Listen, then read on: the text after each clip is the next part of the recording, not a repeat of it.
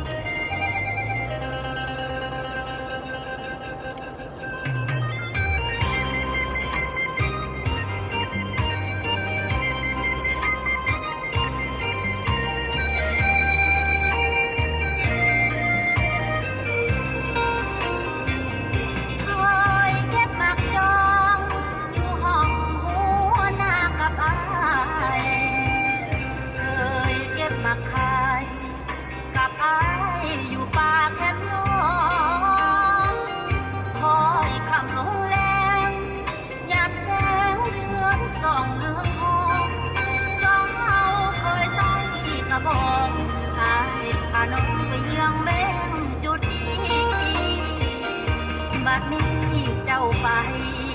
แดนไกลสู่เมืองหุ่งไปอยู่เมืองหุ่งด้วยไฟแสงสีเจ้าคงหลงไหลลืมแสงไฟกระบองหิดดีลืมแล้วเจ้าแห่งจุดที่จึงปล่อยโลกนี้เป็นบ้าลงคอย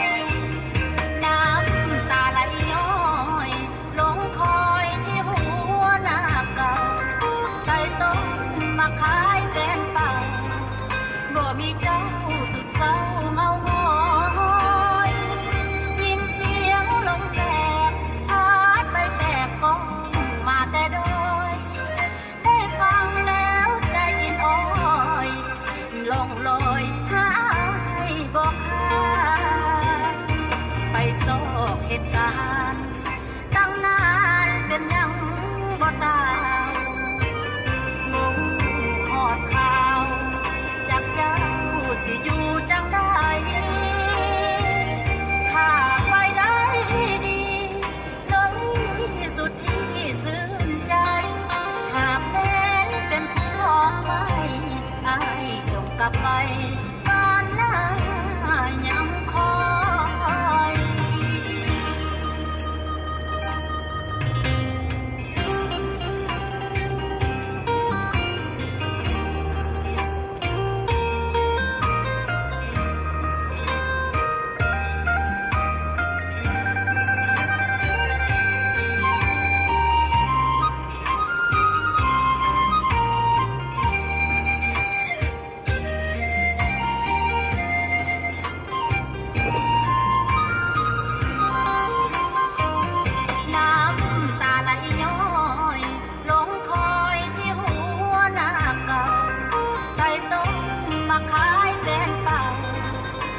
มีเจ้าสุดเศร้าเงาหงอยยินเสียงลมแบกพัดไปแบกกองมาแต่ดอยได้ฟังแล้วใจอินอ้อยล่องลอยหาอายบอกหายไปโศกเหตุการณ์ตั้งนานเป็นยัง